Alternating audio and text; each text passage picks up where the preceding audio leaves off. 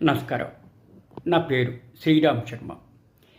ఎవరైనా సరే district judge అవ్వాలి అంటే ప్రాక్టీస్ అడ్వకేట్ 7 సంవత్సరాలు ఆయనకి స్టాండింగ్ అట్ బార్ ఉండాలంటే 7 సంవత్సరాలు అడ్వకేట్గా ప్రాక్టీస్ చేస్తున్నట్టుగా ఎక్స్పీరియన్స్ ఉండాలి. ఈ 7 సంవత్సరాలు కంటిన్యూగా ఉండాలా? అప్పుడప్పుడు చేసుకుంటే సరిపోతుందా? ఇదే విషయాన్ని నివృత్తి చేస్తూ హిమాచల్ ప్రదేశ్ జూలై 11, 2024 ఒక తీర్పు ఇచ్చారు.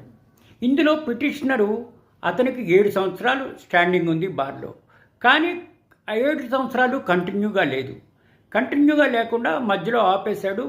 ఆయనకి ఏజ్ ఉంది, ఆయనకి ఇట్లా 7 సంవత్సరాలు కంటిన్యూగా లేకపోయినా ఎక్స్పీరియన్స్ ఉంది.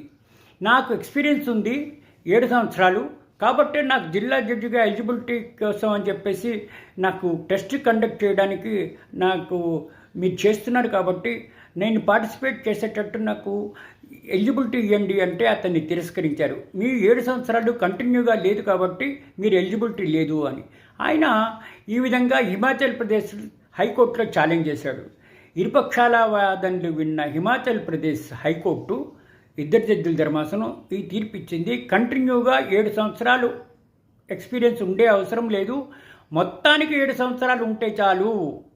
కంటిన్యూగా 1 నుంచి 7 సంవత్సరాలు కంటిన్యూగా ఉండే అవసరం లేదు, మొత్తం టోటల్గా 7 సంవత్సరాలు ఎక్స్పీరియన్స్ ఎట్ బార్ అంటే అడ్వకేట్గా ఉంటే చాలు, కంటిన్యూగా ఉండక్కర్లేదు అని తీర్పు ఇవ్వడం జరిగింది.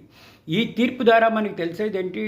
ఎవరైనా జిల్లా జడ్జి ఎలిజిబిలిటీ కావాలి అంటే కంటిన్యూగా 7 సంవత్సరాలు బార్ ఎక్స్పీరియన్స్ ఉండే అవసరం లేదు, మొత్తానికి 7 సంవత్సరాలు ఉంటే చాలు అని ఈ తీర్పు ద్వారా మనకి తెలుస్తోంది. Thank you.